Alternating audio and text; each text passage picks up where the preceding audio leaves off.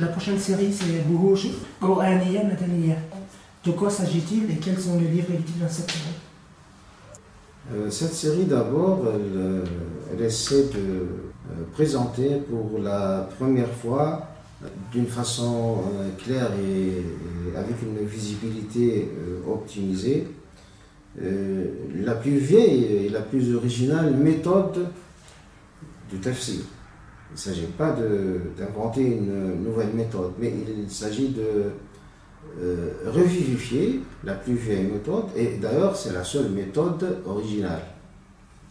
Cette méthode qui ne peut être appelée que la méthode médinoise, parce qu'on ne peut pas l'attribuer à une personnalité bien déterminée. Et c'était la manière avec laquelle les Médinois comprenaient le Coran avant que la première vague d'explication du Coran par le hadith ne commence à envahir la société musulmane. Parce qu'il faut bien se rappeler que les hadiths eux-mêmes n'ont été compilés qu'au bout d'un siècle après le décès du prophète sallallahu alayhi wa sallam. Et du moment du vécu du prophète sallallahu alayhi wa sallam, du vivant du prophète sallallahu alayhi wa sallam, comment les Arabes, ces interlocuteurs, comment comprenaient-ils le Coran? Est-ce qu'ils demandaient des explications autres que les versets coraniques? Ça aurait été contre-productif, parce que le Coran, c'était l'argument du prophète sallallahu alayhi wa sallam. Donc c'est lui qui est censé expliquer, et non pas avoir besoin d'explications. Donc il est prononcé avec la langue la plus éloquente et la plus claire, et c'est la langue de Quraysh, la tribu de Quraysh, qui est une tribu arabe exceptionnelle, donc sur tous les plans, et surtout sur le plan de son éloquence. Alors, la méthode médinoise consiste à quoi? Consiste à ne pas interposer d'obstacles ou d'intermédiaires entre la raison et le texte coranique. Nous sommes arabisants, donc nous devons pouvoir comprendre directement la signification des versets coraniques et des termes coraniques, sans intermédiaire. Cette méthode a été explicitée parmi les contemporains, je dis, par Feu Tahar ibn Ashur, qu'il a adopté complètement dans son introduction. Il a fait une introduction sur son majestueux tafsir de 30 volumes. Il a fait une introduction de plus d'une centaine de pages pour expliquer cette méthode et pour expliquer ses réserves à propos des autres méthodes. Surtout la méthode qui est devenue prépondérante pour des raisons strictement politiques, qui est celle de l'explication du Coran par le transmis, le ma'four.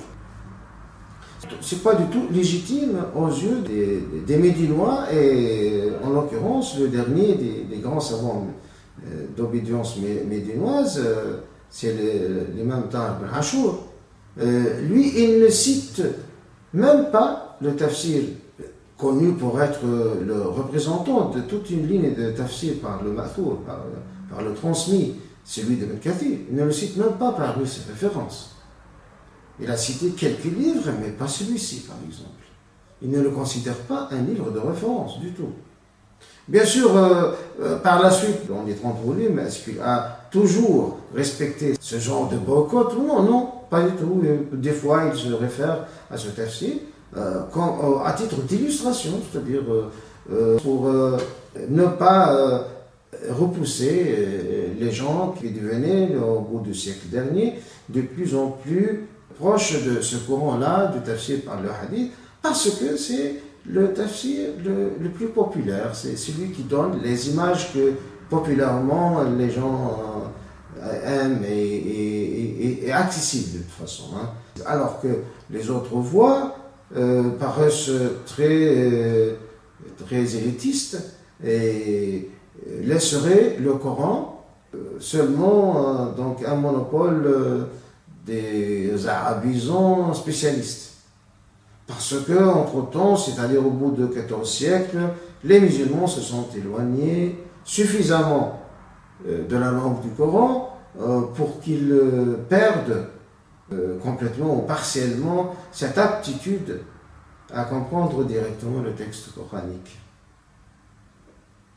La méthode médinoise, donc, repose sur une interrogation directe du texte.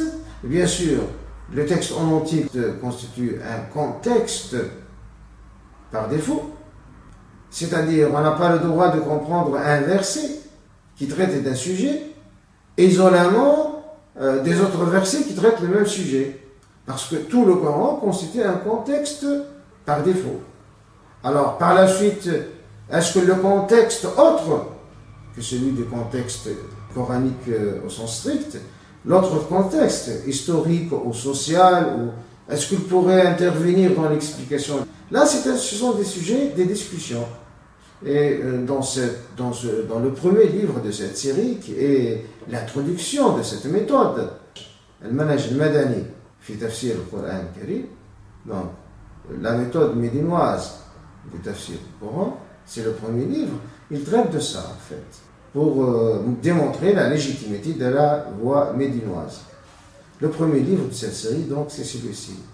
Le deuxième livre, bien sûr, parce qu'on a essayé d'avancer d'une façon d'être au même rythme qu'un tafsir du Coran. Il ne s'agit pas d'un tafsir du Coran, il s'agit d'un aide méthodologique de tafsir, en fait, avec quelques applications. Le deuxième, c'est Qira'at fi Fatihat al-Kitab. C'est lecture dans la Fatiha. Et là, j'ai essayé de faire les premières applications de la méthode que j'ai démontrée dans le premier livre. Bien sûr, ce n'est pas un projet continu sur lequel je puisse me consacrer une partie de mon temps parce que je suis très occupé, mais je traite les points qui me sont sollicités, soit à la marge des cours que je fais ou à la marge de certaines conférences. Donc, je ne suis pas engagé de faire tout le Coran du début jusqu'à la fin et de faire les applications donc, sur tous les sourates du Coran, mais je traite les sujets qui s'imposent et qui s'avèrent prioritaires. Alors, entre autres, j'ai traité le sujet du Kawthar parce que ça a été traité à la marge d'un des cours de méthodologie, pas plus.